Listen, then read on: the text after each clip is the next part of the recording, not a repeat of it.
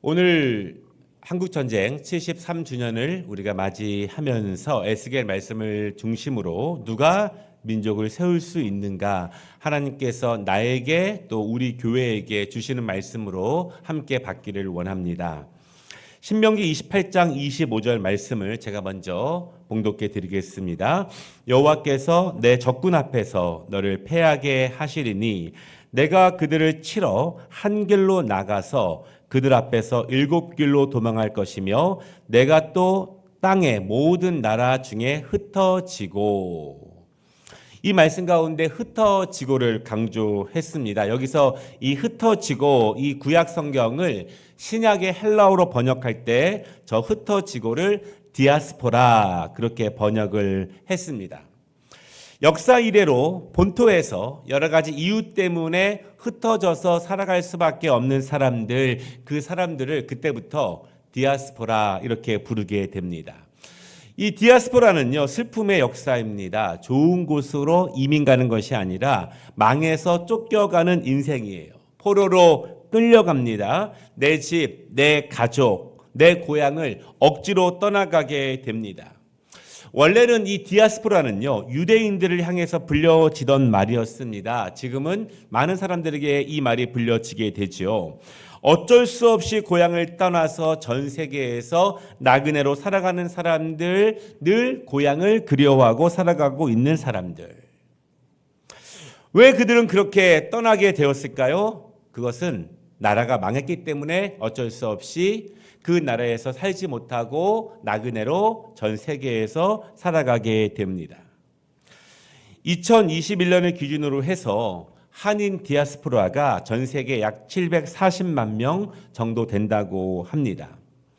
더 나은 삶을 살기 위해서 미국처럼 좋은 나라로 자발적으로 가신 분들도 많이 계시지만 살기 어려워서 고통 때문에 어쩔 수 없이 고향 땅을 떠난 분들도 굉장히 많이 계셔요. 독립운동을 위해서, 그리고 조선시대와 일제강점기 때, 그리고 한국 전쟁 전후로 중국에 가신 분들이 굉장히 많이 있습니다. 그리고 지금까지 돌아오지 못한 분들이 약 240만 명 정도 된다, 그렇게 이야기를 해요. 1900년 초에는요, 러시아 연해주 인근에 살던 조선인들이 이 사회주의 혁명 때문에 척박한 중앙아시아 땅으로 맨몸으로 쫓겨나는 일이 발생했습니다. 춥고 아무것도 없는 지역에서 맨몸으로 살아간 고려인들, 그리고 우리는 까레이스케라고 부르는 사람들, 당시에 그렇게 그 추운 지역으로 쫓겨간 사람들이 약 17만 명 이렇게 알려져 있어요. 일본이 일으킨 태평양 전쟁 당시에 군사로 끌려간 사람들, 또한 여성들, 그래서 전쟁 후에도 아시아와 태평양의 작은 섬들에 남겨져서 고향으로 돌아오지 못한 우리의 동포들도 굉장히 많이 있습니다. 중요한 것은요, 나라가 약하고 민족이 무너졌기 때문에, 나라가 그 백성들을 지켜내지 못했기 때문에 많은 동포들이 고국에서 살지 못하고 타국에서 외로운 삶을 살아가고 있습니다. 오늘 한국 전쟁 73년을 맞이해서 어떻게 해야 우리 민족은 바로 설 수 있을까? 그것에 대해서 하나님의 말씀을 통해서 함께 나누기를 원합니다. 또한 나는 비록 작은 자이지만 나를 통해서 어떻게 민족을 살릴 수 있을까? 내가 민족을 위해서 무엇을 할 수 있을까? 함께 말씀을 통해서 살펴보는 그런 시간이 되기를 원합니다. 첫 번째 말씀은요, 그 나라는 왜 그렇게 되었는가? 왜 그렇게 되었는가? 하나님을 믿는 모든 나라와 민족은 하나님이 주시는 은총을 기대합니다. 하나님이 우리를 지켜주시기를, 보호하시기를 원하죠. 자신의 모습과는 관계없이 그저 하나님께서 우리에게 자비를 주시고 은총을 주시기를 기대합니다. 그런데 오늘 말씀은요, 정반대의 말씀이에요. 우리의 기대와 우리의 소망과 정반대입니다. 오늘 하나님께서 그 백성들에게 거의 저주에 가까운 말씀을 하고 계십니다. 그 백성들에게 진노의 날이 임합니다. 무너지는 날입니다. 망하는 날이에요. 그런데 이 날은 하나님의 손에 의해서 그 백성이 망하는 것은 아니었습니다. 강한 이방 나라들이 그 나라 이스라엘을 공격하기 시작합니다. 강한 공격 때문에 하나님의 백성들이 망하는 날, 그런 의미가 오늘 바로 진노의 날입니다. 이스라엘은 아주 작은 나라이죠. 주변에는 강대국 투성입니다. 적대국 투성이에요. 늘 공격당했고 늘 빼앗기고 침략을 당했습니다. 그러나 이스라엘 역사를 보면은요, 이스라엘이 잠시는 강건했던 시절이 있었습니다. 언제 강건했느냐? 하나님이 그 백성들을 강하게 보호하실 때, 강하게 지켜주셨을 때 그들은 강건했습니다. 선한 왕들이요, 하나님께 지혜를 구했고 하나님이 주시는 담대함을 통해서 그 나라를 세워갔습니다. 눈에 보이는 이방의 적군 강한 나라들을 두려워하는 것이 아니라 온 우주 만물을 다스리시는 하나님을 두려워하는 왕들이었고 백성이었습니다. 그리고 하나님께서 이 강한 나라들 사이에서 우리나라를 지켜주시기를 원했고 기도했어요. 그리고 하나님이 그 백성들을 축복으로 인도하시는 언약을 충실히 지켜 나아갈 때 하나님은 강한 대적과의 전쟁에서 작은 민족을 이기게 하셨고, 수많은 이방 신들과 민족 앞에서 하나님을 믿는 그 백성이 얼마나 높이 세워질 수 있을지를 하나님이 보여주셨습니다. 그런 때가 분명히 있었습니다. 그러나 지금은 아닙니다. 강한 이방의 군사들이 이스라엘을 포위하고 공격하게 됩니다. 이제 예루살렘 성은 무너지고 있습니다. 그들이 나라를 세운 지 약 420년이 지나면서 그 국가가 무너지기 직전의 순간이 오늘 본문의 말씀입니다. 그리고 그날을 진노의 날이다, 그렇게 말씀하고 있어요. 진노의 날인데 하나님이 그들을 도와주시지 않아요. 무너지는 것을 그저 지켜보고 계십니다. 그 백성들이 이방의 포로로 끌려가고 있는데 하나님이 개입하지 않습니다. 하나님이 그들을 도와주시지 않아요. 그 이유, 그리고 그 모습을 24절에 이렇게 말합니다. 진노의 날에 비를 얻지 못한 땅이로다, 이렇게 말씀하고 있습니다. 비는 하나님의 은혜의 상징이에요. 하나님이 주시는 은혜를 성경에서는 자주 비, 이렇게 말하고 있습니다. 이른 비와 늦은 비예요. 비가 풍부하지 않은 지역이지만 파종하기 전에 적절한 비를 내려주셔서 땅이 아름다울 수 있도록 만들어 주시고요, 추수 전에 적당한 비를 내려주셔서 그들이 풍성한 열매를 맺을 수 있도록 하나님께서 도와주시는 은혜입니다. 척박한 지역이고 중동 지역이고 사막 지역이지만 하나님께서 그 백성들을 살리시기 위해서 적당한 때에 은혜를 베풀어 주신다, 그런 은혜의 상징이에요. 그런데 진노의 날이 되었지만 은혜의 비가 내리지 않습니다. 하나님께서 돌보지 않는 거예요. 그 척박한 땅에 연약한 작은 백성들이 하나님의 도움 없이 살아갈 수 없지만 하나님께서 하늘의 문을 닫으셨습니다. 그리고 더 이상 그 백성들에게 비를 내려주시지 않는 거예요. 진노의 날, 우리는 어떻게 해야 하는가? 진노의 날이 임할 때 그 진노를 겪어야 하는가? 아니, 우리는 그 이전에 먼저 질문해 볼 것이 있습니다. 왜 이런 일이 발생했는가? 왜 하나님께서는 그 백성들에게 더 이상 비를 내리시지 않는 것일까? 왜 우리가 망하게 되었는데 하나님은 그저 지켜보고만 계신가? 하나님은 그 답을요, 오늘 에스겔에게 주셨는데 24절에 이렇게 말하고 있어요. 너는 정결함을 얻지 못한 땅이요. 이스라엘에 대해서 말씀하십니다. 그 땅은 정결하지 못하다, 이런 말씀이에요. 깨끗한 땅이 아니다, 더러운 땅이다, 무엇을 심어도 더 이상 아무것도 자라지 않는 땅이 되었다, 그런 말씀이에요. 무엇을 심어도 더 이상 아무것도 자라지 않는 땅.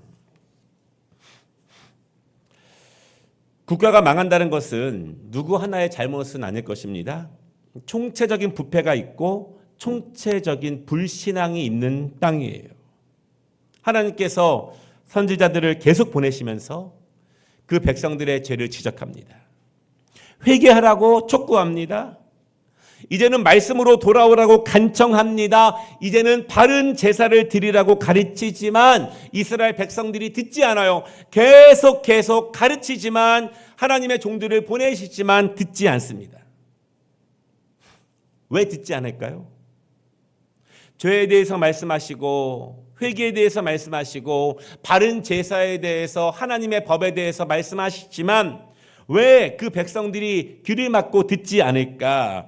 그것은 아무 일도 벌어지지 않기 때문에 그렇습니다. 내가 회개하지 않아도 어떤 벌이 내게 임하지 않아요? 내가 바른 예배를 드리지 않아도 어떤 나에게 불이익한 것들이 벌어지지 않습니다. 내가 말씀대로 살지 않아도 나는 그저 태평하고 평안하게 내 뜻대로 내 계획대로 살아가게 됩니다. 그러면 하나님께 바른 예배를 드려야 한다는 마음, 하나님의 법대로 꼭 살아야 한다는 마음이, 간절함이 점점 사라지게 되는 거예요. 그러나 하나님은 기다리고 계셨습니다. 그 백성들이 회개하길, 다시 돌아오길, 다시 하나님과 약속을 기억해서 하나님의 은혜 안에서 살아가는 복된 백성이 되기를 하나님은 계속 기다리십니다. 그러나 이스라엘은 끝내 돌아오지 않아요. 오늘 본문에는요, 하나님께서 에스겔에게 이스라엘의 총체적인 더러움, 정결하지 않은 그들의 모습을 하나하나 지적하고 계십니다. 첫 번째로는요, 선지자들의 반역이에요. 하나님의 종에게 너는 반역하고 있다 이렇게 말씀하고 있습니다. 25절을 보면은 선지자들이 자신들의 배를 불리기 위해서 살고 있다 이것입니다. 선지자들이 점쟁이처럼 구는 것입니다. 거짓 예언을 일삼으면서 사람들을 기쁘게 하는 거예요. 그러면서 많은 재물을 모으고 있습니다. 잘 될 것입니다. 하나님이 축복하실 거예요. 하나님이 당신을 보호하실 것입니다. 이런 복된 예언으로 사람들을 많이 불러 모으고 있습니다. 그를 통해서 재물을 모으고 있는 거예요. 선지자들은 죽어도 정확하게 하나님의 말씀을 전해야 하는 사람들입니다. 그러나 사람을 기쁘게 하는, 사람들을 즐겁게 하는, 그들의 귀를 즐겁게 하는 거짓 예언을 남발합니다. 그 백성을 살리기 위한 말씀이 아니라 그들을 더욱더 죽이기 위한 말씀을 계속 전하는 거예요. 25절을 보면은요, 과부가 많아진다 이렇게 말씀하고 있습니다. 무슨 의미냐면 이스라엘은 작은 나라이죠. 그런데 선지자들이 왕들에게 거짓 예언을 합니다. 이 전쟁에 나가십시오. 승리할 것입니다. 왕을 통해서 하나님이 높이실 것입니다. 이 전쟁을 통해서 땅을 넓히고 많은 것을 얻게 하실 것입니다. 하나님이 허락한 전쟁입니다. 이렇게 왕에게 거짓 예언을 합니다. 왕은 확신을 가지고 그 전쟁에 나아갑니다. 그러나 당연히 패배하죠. 하나님께서 전혀 말씀하시지 않은 전쟁이에요. 그러면 어떻게 됩니까? 수많은 군사들이 죽게 됩니다. 그리고 많은 여인들은 남편을 잃고 과부가 됩니다. 많은 자녀들은 아버지를 잃고 고아가 되는 거예요. 선지자들의 거짓 예언, 하나님의 뜻이 아니라 사람을 기쁘게 하는 거짓 예언들이 수많은 가정들을 슬픔으로 몰아넣고 있는 광경이에요. 선지자들은 사람을 기쁘게 하는 말이 아니라 하나님이 주시는 말씀을 정확히 전해야 하는 사람들입니다. 사랑하는 성도 여러분, 나를 기쁘게 하는, 내 마음을 평안케 하는 그런 말을 듣기를 즐겨하지 마시기를 바랍니다. 내가 아프고 힘들겠지만 내 죄를 정확히 지적하는 말씀, 나에게 회개를 촉구하는 말씀, 나를 바른 예배로 인도하는 말씀, 그 말씀을 즐겨하시고 그 말씀을 받아들이시기를 바랍니다. 왜냐하면 그 말씀이야말로 나를 살리는 말씀이기 때문에 그래요. 그 말씀을 즐거워할 때 내가 진정으로 살 수 있다는 사실을 꼭 믿으시기 바랍니다. 두 번째는요, 제사장들이 율법을 범합니다. 율법의 수호자가 되어야 하는 제사장들이 앞장서서 하나님의 법을 범하는 것입니다. 지금으로 말하면 하나님의 말씀을 먼저 지키고 먼저 가르쳐야 할 목회자들이 하나님의 말씀을 먼저 범하고 있는 것입니다. 그렇다면 그들은 영적으로 당연히 망할 수밖에 없어요. 오늘 본문에 있는 제사장들의 가장 큰 죄는요, 거룩한 것과 속된 것을 구별하지 않는다. 부정한 것과 정한 것을 구별하지 않는다. 그렇게 말합니다. 여러분, 우리가 하나님 앞에 나올 때는요, 예배를 드릴 때에는요, 거룩한 것이 있고 그렇지 않은 것이 있습니다. 하나님의 자녀로서 이 땅을 살아갈 때에는 우리가 구별해야 될 것이 있고, 또한 멀리해야 될 것이 분명히 있어요. 추구해야 되는 것이 있고, 바라보는 것이 있고, 노력해야 되는 것이 있고, 힘쓰고 애쓰고 의지를 가지고 따라 나아가야 되는 것이 있고, 멀리하고 또한 제거해야 될 것이 분명히 있습니다. 그런데 거룩과 속된 것의 기준이 사라진 것입니다. 기준이 사라지면 어떻게 됩니까? 그러면 사람들이 판단합니다. 사람들이 스스로 거룩함과 더러움을 판단하는 거예요. 이 사람도 판단하고 저 사람도 판단합니다. 교회 안에, 믿음의 공동체 안에 거룩함도 여러 가지고 속함도 여러 가지예요. 기준이 하나님의 말씀이 아닙니다. 기준이 사라지면 상황이 판단하는 거예요. 이럴 때는 거룩하고 어떨 때는 거룩하지 않은 것이 됩니다. 하나님의 말씀의 기준이 사라져 버렸습니다. 우리가 하나님의 말씀을 바르게 배우고 정말 잘 알아야 되는 이유가 있어요. 내가 예배를 드리고 기도를 하고 하나님을 섬겨 나아갈 때 우리의 삶의 은혜 가운데서 정말 하나님의 말씀을 잘 배워야 될 이유가 바로 여기 있습니다. 왜냐하면 몰라서 지키지 못했다고 용서가 되는 것은 아니라는 거예요. 하나님, 몰라서 그랬어요. 하나님, 못 배웠어요. 하나님, 그래도 되는 줄 알았어요. 이렇게 내가 몰랐다고 용서가 되는 것이 아니라는 것입니다. 하나님의 법을 모르고 기준을 모르고 제가 더러운 것을 취했습니다. 더러운 것을 먹었습니다. 더러운 것을 제물로 드렸습니다. 몰랐습니다. 그렇다고 용서가 되는 것이 아니라는 거예요. 이 점에서 제사장들의 사명이 너무너무 중요합니다. 그 백성들의 복된 삶을 위해서 부정한 것과 거룩한 것을 명확하게 구별하고 그것을 바르게 가르쳐서 백성들이 하나님의 은혜 안에서 복된 은총을 누리면서 살아갈 수 있도록 제사장들이 바른 사명을 가지고 잘 가르쳐야 하는 거예요. 26절 마지막 부분을 보면은요, 아주 중요한 부분이 있는데요. 그의 눈을 가리워 나의 안식일을 보지 아니하였으므로 이렇게 말하고 있습니다. 이스라엘 백성들이요, 하나님의 진노 안으로 들어가는 가장 첫 걸음은 안식일을 거룩하게 지키지 않는 것입니다. 안식일의 중요성을 잊은 거예요. 예배의 중요성을 잊는 것입니다. 왠지 아십니까? 예배를 안 드려도 하나님이 즉시 어떤 벌을 내리시지 않아요. 예배를 안 드려도 나에게 일상에 어떤 일이 벌어지지 않습니다. 내가 온전한 마음으로 집중해서 영과 진리로 예배를 드리지 않아도 나의 신변에, 나의 마음에 어떤 변화가 없어요. 하나님이 즉각 벌을 내리시지 않는 거예요. 그러면 점점 주님의 날을 나의 날로 사용하게 됩니다. 다음 기회에 좀 더 자세히 다루겠지만 안식일은 주일 오전 예배만 말하는 것은 아니죠. 주님과 하루를 온전히 교제하는 것입니다. 주님과 교제한다는 것, 하나님 나라에서 영원히 주님과 함께 교제하는 것, 주님이 천지의 창조자이신 그분이 우리에게 온전한 안식을 주신다는 사실을 분명히 믿을 때 이 날을 주 앞에 온전히 하루를 드릴 수 있는 거예요.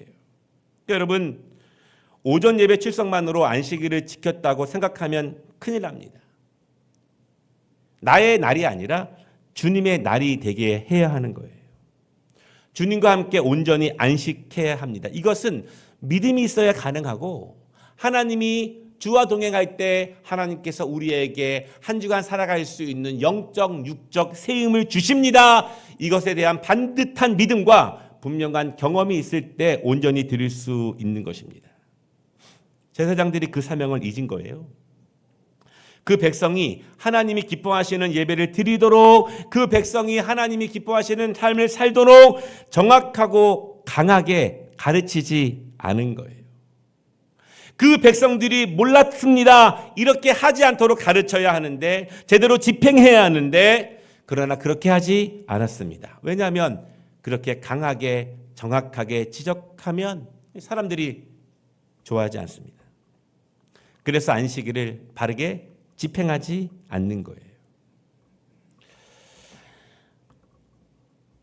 이렇게 살아갈 때 어찌 하나님의 은혜의 비와 구원의 은총을 내려주십사 기대할 수 있겠습니까?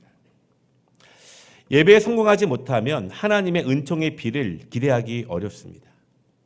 여러분, 안식일을 내가 지키지 않아도, 내가 안식일을 성실하게 지키지 않아도 지금 나에게 어떠한 벌이 없거나 나의 일상에 어떤 어려움이 없다고 해서 안심하지 마시기를 바랍니다. 하나님은 계산하고 계세요. 하나님은 다 기억하신다는 것입니다. 세 번째, 오늘 본문을 보면은 정치 지도자들의 죄가 심해요. 성경은 말하기를 그들은 악한 이리와 같다, 그렇게 말하고 있습니다. 27절이에요. 높은 지위에 있는 사람들이 정의를 실행하고 그 바른 것이 온 나라에 흐르도록 집행해야 되는 사람들이 도리어 자신의 권위를 이용해서 재물을 탐합니다. 선한 사람들이 피를 흘리고 있어요. 힘 있는 사람들이 그 힘을 자신을 위해 사용할 때, 법을 만드는 사람들이 그 법을 자신들을 위해서 사용할 때 소시민들은 피를 흘리게 됩니다. 그리고 그 나라는 망하게 되는 거예요. 하나님이 주신 권력과 책임을 자신들을 위해서만 사용할 때 하나님은 진노하십니다. 이스라엘의 총체적인 난국입니다. 제사장, 선지자, 높은 고관들의 삶이 추해요. 겉으로 멀쩡해 보이지만 그 속은 다 썩어져 가고 있습니다. 윗물이 그러면 아랫물이 맑을 수가 없죠. 29절에 보면은요, 백성들도 살기 위해서 더욱 포악해지는 거예요. 삶이 고단해집니다. 어려운 사람들이요, 더 어려운 가난한 사람들과 나그네들을 학대합니다. 나라 전체가 그렇게 더럽고 정결하지 않은 땅이 되어버렸습니다. 망하는 데는 이유가 있습니다. 중요한 점은 오늘 이스라엘의 선지자, 제사장, 고관들, 백성들은요, 자신의 잘못을 전혀 모르고 있는 거예요. 인정하지 않아요. 그러나 여러분, 아나 모르나 인정하나 인정하지 않나 상관없어요. 그들은 망할 것입니다. 왜냐하면 하나님은 그들을 계속 저울에 달아보시기 때문에 그래요. 저울에 달아보시는 거예요. 기준은 하나님의 말씀입니다. 나의 상황, 나의 기준, 나의 마음의 무엇이 기준이 아니라는 것입니다. 그래서 이방 군사들이 이스라엘을 둘러싸고 공격하고 있지만 하나님은 그들을 위해서 아무 일도 하시지 않는 거예요. 하나님은 그들이 돌아오시기를, 그들이 정결하기를, 그들이 회개하기를 기다리셨지만 때가 차면 그들은 이처럼 망합니다. 오늘 이스라엘의 모습입니다. 두 번째 말씀입니다. 그럼 이 나라는 어떻게 살아날 수 있는가? 어떻게 살아날 수 있는가? 우리는 하나님께서 어떻게 미약한 한 사람을 높이 세우시는지 잘 알아요. 광야에서 40년 동안 숨어있던 모세를요, 하나님은 능력의 종으로 세우셨습니다. 그리고 한 사람을 통해서 하나님께서 전능하신 능력을 그에게 보여주셨습니다. 하나님은 어린 목동 다윗을 사용하셨습니다. 그리고 그를 오랫동안 훈련시키셨습니다. 이스라엘의 가장 위대한 왕으로 세우셨습니다. 그리고 그를 통해서 그 이스라엘 백성들을 열방 가운데 위대한 민족으로 높이셨어요. 이 말은 하나님이 손대시면, 하나님이 결심하시면 위대한 역사가 그 사람을 통해서 나타난다는 것이에요. 그러나 또 다른 의미에서 하나님의 결심이 있습니다. 하나님은 소돔과 고모라를 멸하셨습니다. 한 도시의 멸망이에요. 하나님은 세상에 죄가 가득할 때 노아의 가족을 제외하고 모두 멸하셨습니다. 세상 전체의 망함입니다. 그리고 하나님께서는 이 세상 마지막 날에 모든 세상을 심판할 것이다 말씀하십니다. 하나님의 결심은 매우 능하셔서 한 사람을 살리기도 하고 한 사람을 높이시기도 하지만 한 민족을 멸하게도 하시는 하나님의 능력이고 하나님의 결심이에요. 이스라엘은 총체적으로 부패했습니다. 성전으로부터 왕궁으로부터 모든 백성에까지 그들에게서 말씀이 이루어지는 삶의 능력을 찾아볼 수 없어요. 예배는 죽었고 말씀은 더 이상 이루어지지 않습니다. 형식은 있지만 능력이 없어요. 말씀을 읽지만 예배를 드리지만 종교적인 행위는 하고 있지만 능력이 더 이상 그 안에 나타나지 않습니다. 왜냐하면 하나님께서 그 모습을 받아주시지 않기 때문에 그래요. 더 안타까운 것은 자신들이 잘못된 길로 가고 있다는 것을 누구도 모른다는 사실이에요. 그런데 여러분, 오늘 본문을 보면은 이방 민족들이요, 이스라엘을 완전히 포위해서 이스라엘을 완전히 진멸하기 직전에 하나님께서 마지막으로 확인하는 일이 있어요. 30절 말씀을 보면은 하나님께서 누군가를 찾고 계십니다. 이 땅을 위하여 성을 쌓으며 성 무너진 데를 막아서서 나로 하여금 멸하지 못하게 할 사람을 내가 그 가운데에서 찾다가 찾지 못하였으므로, 이렇게 말씀하십니다. 하나님께서는 무너지고 있는 이스라엘에 대한 한 가지 희망을 가지고 계셨습니다. 무너져가고 있는 이 이스라엘을 다시 세울 수 있는, 다시 하나님의 말씀으로 세울 수 있는 깨어있는 사람, 기도하는 사람, 하나님의 법을 지극히 사랑함으로 그 나라를 다시 일깨울 수 있는 사람이 있는지 두루 살펴보고 계시는 거예요. 성이 무너지고 있는데 무너지고 있다는 것을 아는 사람, 그래서 무너지는 그곳을 홀로 막고 있는 사람이 있는지를 하나님이 이스라엘 전체를 두루 찾아보고 계셨다. 그러나 결론은 누구도 없었다. 어디에도 없었다. 아무도 없었다. 성이 무너지고 있다는 사실을 모르기 때문에 당연히 무너지는 데를 막아설 사람도 없습니다. 아무 일도 벌어지지 않아요. 나는 제사장의 일을 잘하고 있습니다. 나는 선지자, 나는 정치인들의 일을 잘하고 있어요. 나는 문제가 없어요.